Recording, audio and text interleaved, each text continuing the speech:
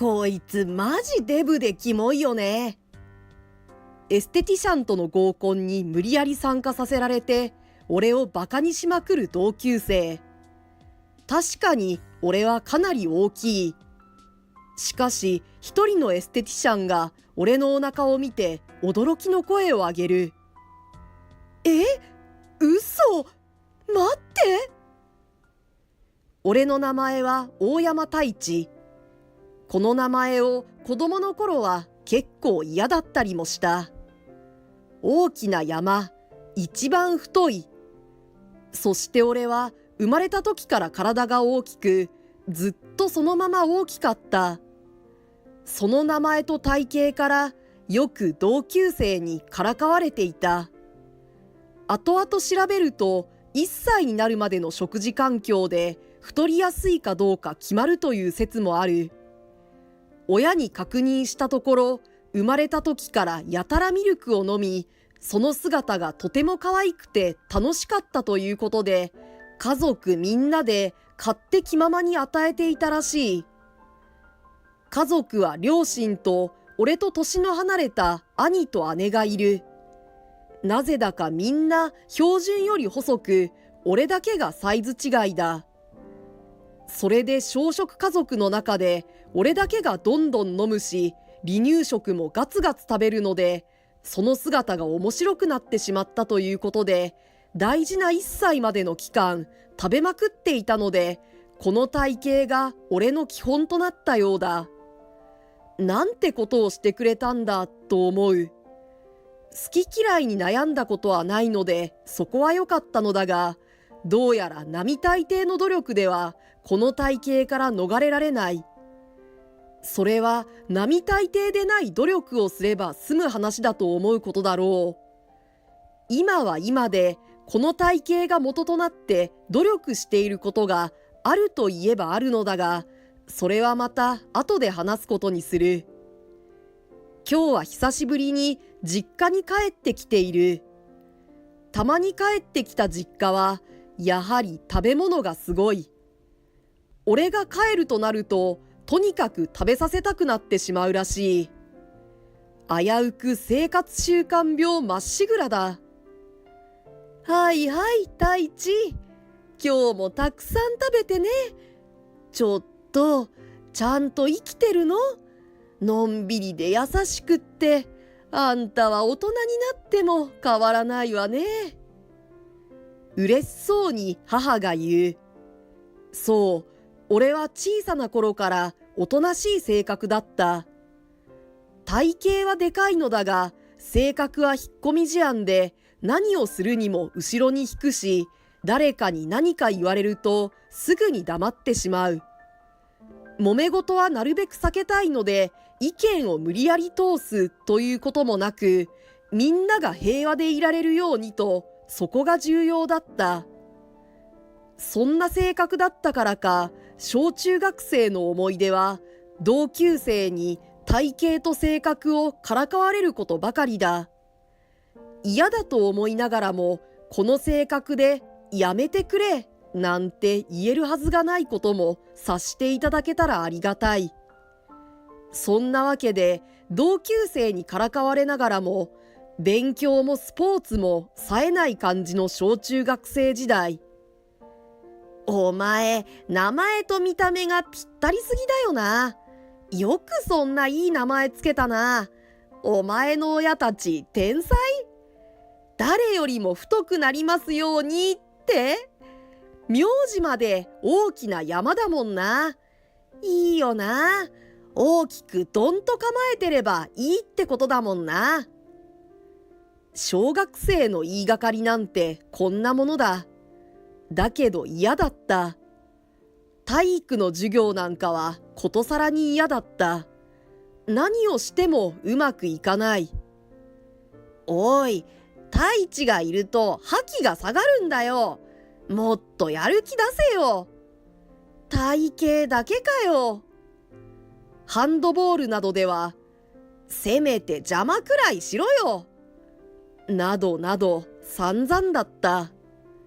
だけど言い返す言葉もなく、とにかくヘラヘラと笑って、その場をやり過ごすしかできなかった。このままこんな日々を送るのは嫌で、高校受験でいろいろ調べたら、全寮制の高校があると知り、あえて遠くの知っている同級生が誰もいない全寮制高校を選び、実家を出ることにした。もう出て行ってしまうのかい？両親はかなり衝撃だったようだが、一応応援してくれた。それまで何もわがままを言わなかったので、俺が言い出したことはよほどの決意に違いないと勝手に思ってくれたようだ。実際はそういうことではなかったが、まあそう思ってもらえると都合も良かった。全寮制の高校では、高校生で初めて会った人をいきなり体型だけでバカにするような人はいなかったので、平和に過ごせた。心ないことを言う小学生時代から知ってるから、そのまま言い続けていいと思ってしまうのかもしれないな、なんて勝手に考察している。今はそんな高校も卒業して、今度はアパートを借りて一人暮らし。そして時々今回のように、たまには帰ってきなさいという号令がかかるので帰ってくる。そして今日も食事の準備をしているキッチンを少し覗いてみると、マヨネーズがない。マヨネーズないなんてありえないって、どうするの？母と姉が何やら騒いでいる。買ってこようか？どうせ暇だし申し出る。あら、太一が気の利くことを言うようになってる。さすが社会人は違うわね。じゃあお願い。高校生になる前に家を出たので、その後時々帰省しているとはいえ、俺の印象は中学生で止まっているのだろう。気にしないことにして、久しぶりに散歩がてら買い物に出かける。歩いていたら、あれ？太一？と声をかけられる。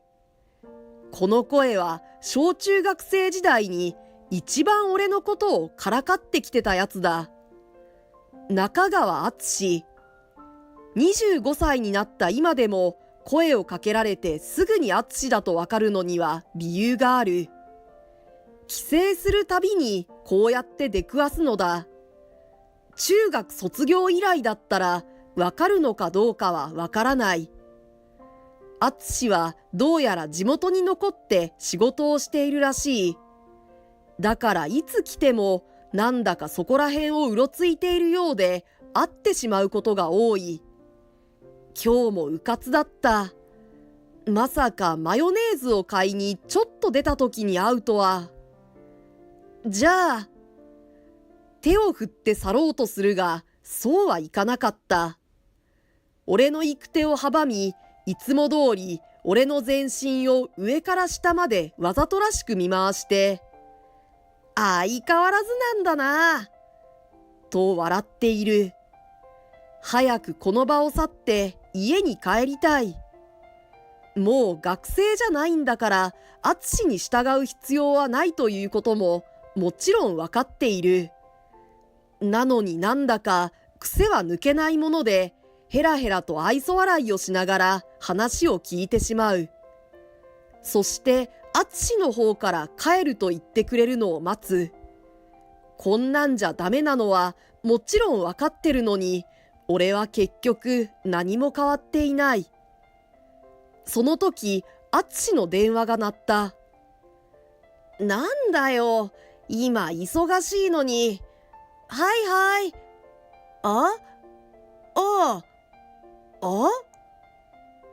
電話に出て敦は何やら話している。電話している今なら離れていくのも自然だろう。今度こそ俺は手を振って敦から離れようとした。が、電話したまま敦は俺を捕まえた。思わず声が出たが、手を振り切って逃げるということはない。どうしてもそうやって人を無理やり思い通りに動かすということはできない。捕まったまま待つ羽目となる。おうおう、わかったわかった。じゃあな。電話は終わったようだ。じゃあ、俺は行くね。声をかけてその場から離れようとしたら、アツシがまた声をかけてきた。待てって、何のためにわざわざ掴んで止めたと思ってんだよ。さあ、合コンだよ。明日のエステティシャンとの合コン、行くはずだったやつが一人行けなくなったんだってさ。それで、それを聞いたときに隣にいたのがお前ってわけ。よろしくな。合コン。俺は特に興味はないのだが。いや、俺はやめておくよ。穏やかに断ろうとする。何言ってんだよ。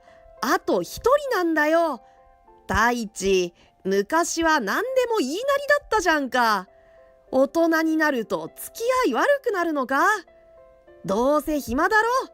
いいから来いよな。わかったな。一方的にまくし立てて集合の時間と場所を伝えられ、じゃあな。と去っていった。なんと勝手なと思うのだけど、やっぱり断れない。これが俺のダメなところだ。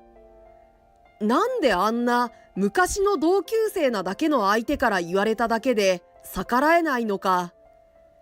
嫌な相手と思っていても、俺が意見を通すと傷つけてしまうのではないかとか、いろいろと余計なことを考えてしまう。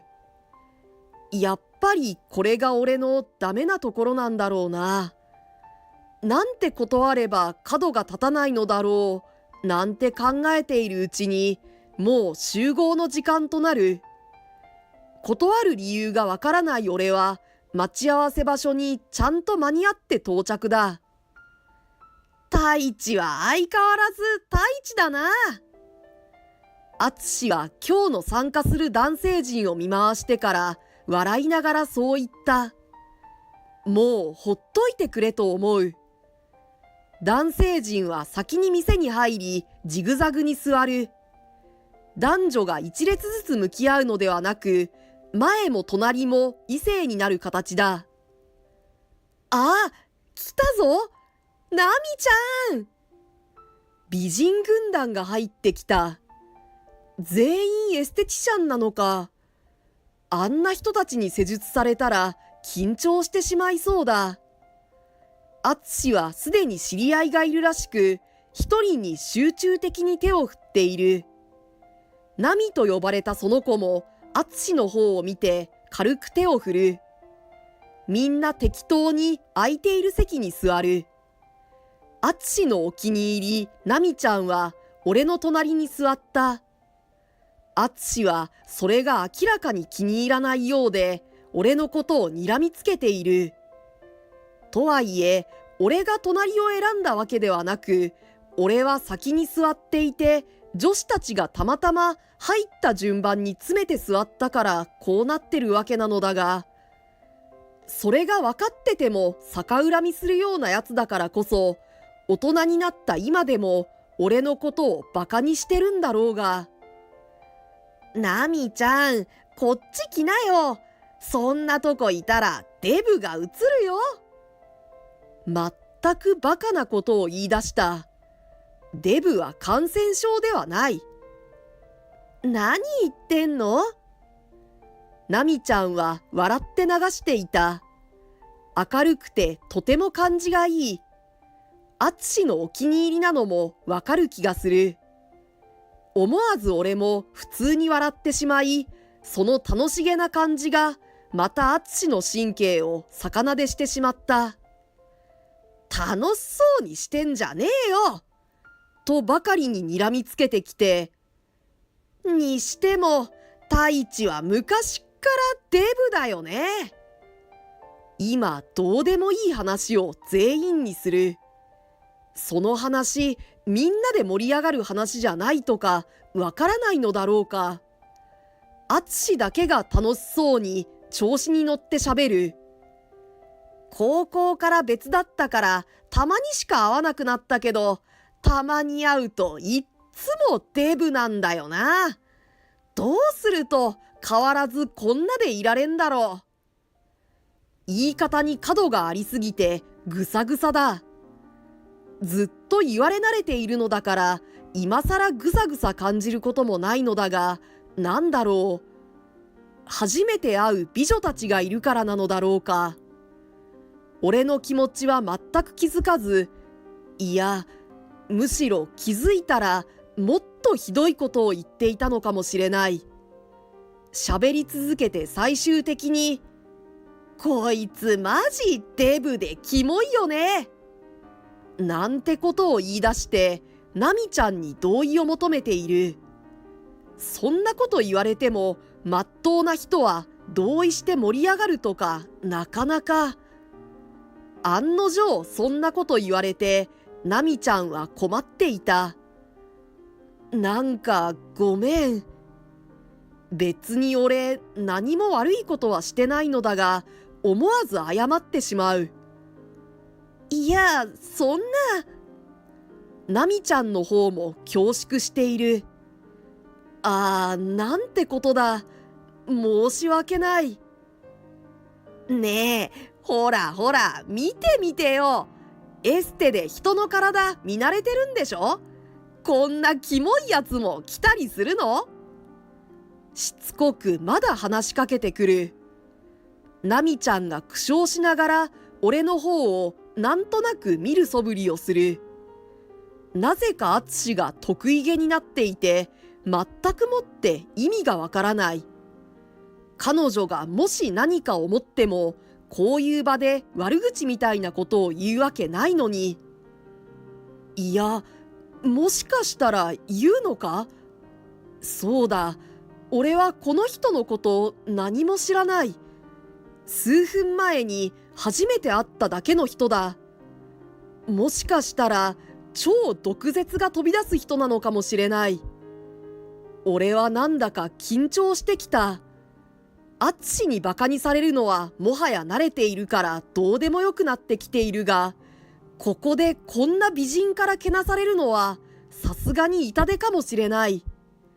そんなことに気づいてしまったのか、ナミちゃんは俺を見ている。そして、嘘と叫び出した。他のエステティシャンも振り返り、俺の体を見る。そして、ナミちゃんと同じ反応をする。なんだ？なんとなく冷や汗が流れていくのを感じた。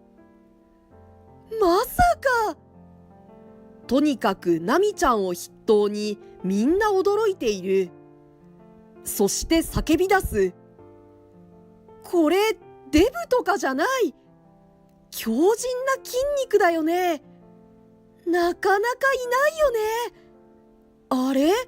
しかもなんか顔見たことある気がする。なんだかエステティシャンたちが一斉に俺の方に群がってきて、一気にまくし立ててきている。圧倒されてしまって俺は何も言えなくなっていた。もともとこういう圧は苦手だ。ちょっとみんな、太一さんびっくりしちゃってるから抑えて。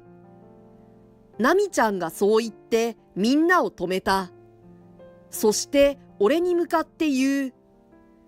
何か鍛えてるんですか？答えようと仕掛けたところで、またアツシ登場。こいつは昔っから何にもできない、ただのデブだよ。みんなどうしちゃったんだよ。そんなやつほっといて、こっちで遊ぼうよ。そんなことを言ってエステティシャンたちを呼び戻そうとするのだが、彼女たちはなぜか俺の方に向いていて、淳の声には聞く耳持たずだ。で、何かしてるの？ナミちゃんがもう一度聞いてきた。そこで初めて俺は俺の話をする。今はストロングマンっていう競技を結構真剣にやってるんだ。そうなの？ストロングマンってあれだよね。力自慢の競技みたいの。そうそう。巨大な丸太みたいなログとか、K の太いアクセルとか、巨大でグリップ部も太いサーカスダンベルとか、いろんなものを頭上に上げたり、物を移動させたり、とにかくいろいろな種目があるんだよ。へえ、なるほど。じゃあ、いっぱい鍛えないとだね。そうだね。結構鍛えてるよ。そう。俺は会社員でありながら、ストロングマンという競技の選手もやっている。そこから聞かれるままに身の上話を始めた。内容としてはこういう感じだ。高校に入学してすぐに体型からか柔道部に勧誘されて、例によって断れない性格のため、素直にそのまま柔道部に入った。最初はうまくいかなくって、お前は見かけ倒しなのか？など皮肉を言われながらも、地道な努力をしているうちに、意外と自分に合っていると気づき、そこからはさらに努力が積み重なり、どんどん力がついていった。高校を卒業しても続けるくらい、柔道に夢中になっていた。今では見かけだけで勧誘してきた先輩に感謝だ。高校を卒業してからは、職場の近くの道場で軽く柔道は続け、さらにジムに通って体力づくりを継続していたところ、ジムのテレビでストロングマンの大会の映像を見る機会があった。その大会の迫力と魅力に惹かれ、それをやってみたいと思うようになった。ジムのインストラクターにも勧められて、ますます体づくりに気合が入り、ストロングマンの大会に向けて頑張ったのだ。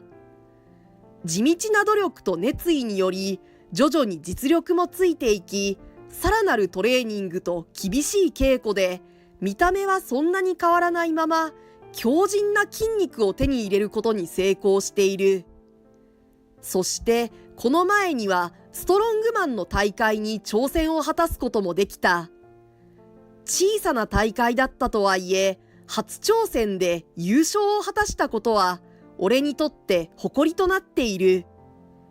もちろん、ここで終わりということではなく、今も日々さらなる成長を求めて努力を積み重ねている。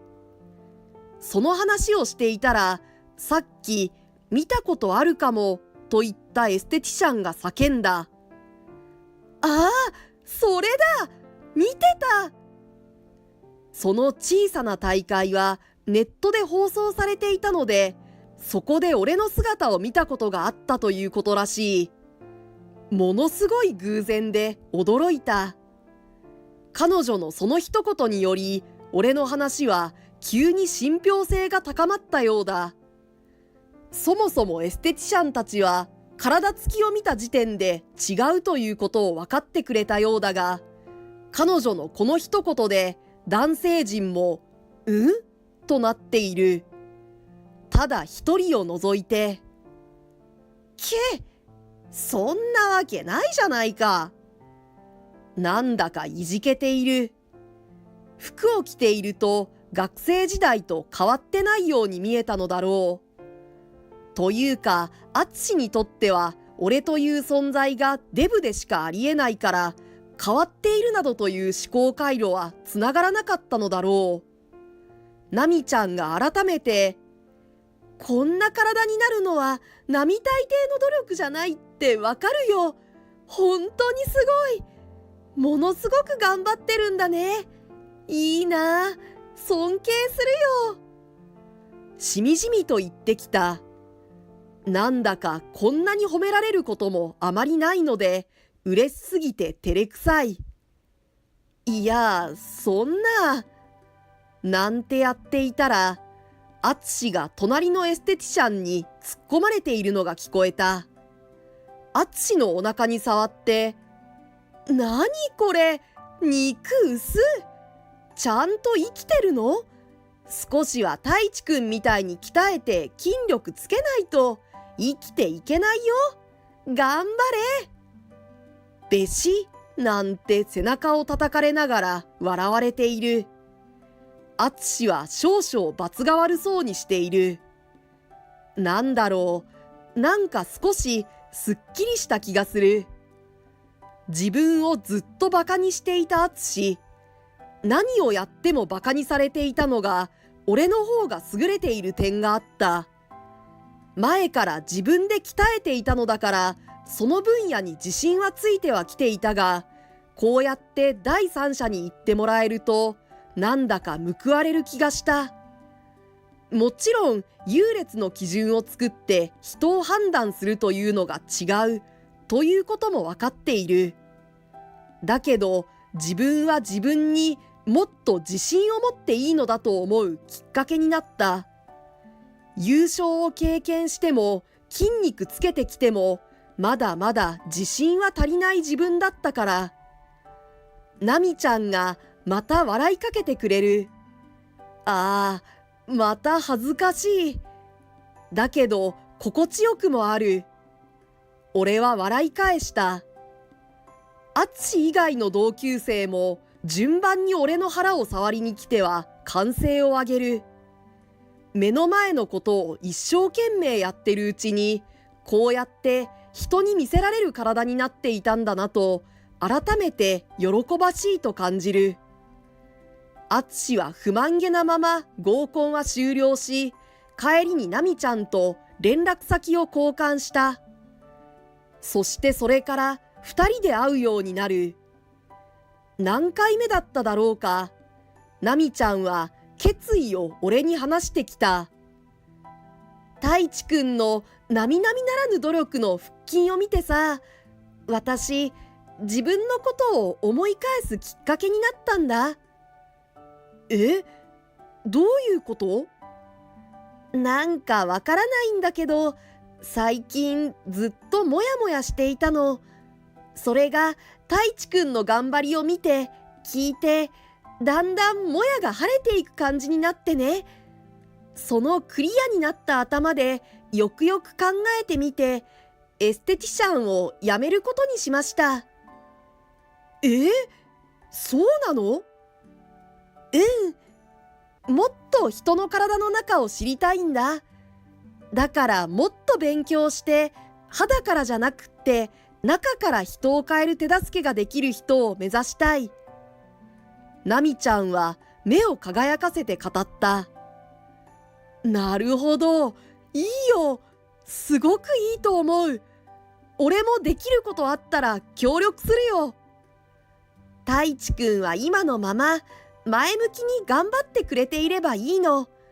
そこから私が勝手に刺激を受けて頑張れるから。こうやってやりたいことを見つけられたのは太一くんのおかげ。本当に本当にありがとう。こんなことってあるんだな。俺は俺のためにやっていただけの運動なのに、こんなに褒められてナミちゃんの人生を変えたかもしれなくって、俺もまた頑張ろうという気持ちになる。それからナミちゃんは働きながらも勉強を頑張り、数年後本当に整体師となった。俺の体のメンテナンスもしてくれる。そんなわけで俺は生涯ストロングマンと柔道を続けていきたいと思っている。そうやって俺たちはお互いを高め合えるいい関係で時を過ごした。そして自然と結婚へと向かい、ナミちゃんの方もそう思ってくれていて、本当にとてもとても自然な流れだった。小中学生時代のあの自信のない自分はもういなかった。地道な努力、いつも隣で笑ってくれるナミちゃんの存在、俺はまたさらに精神的に強くなっていく。あつしは性懲りもなく、たまに合コンに誘ってくる。もうそんな年でもないんじゃないかと思うわけだが、大きく変わったのはここかもしれない。興味ないし、結婚してるから、俺は合コンには行かないよ。サクッと断れるようになったところだろう。なんだかんだ断れずに何でも言いなりだった頃とは違う。これからも好きなことをしながら前向きに生きていこうと思う。隣にはいつもナミちゃん。ナミちゃんのペースにも合わせながら、二人のペースで少しずつ進んでいけたらと思う。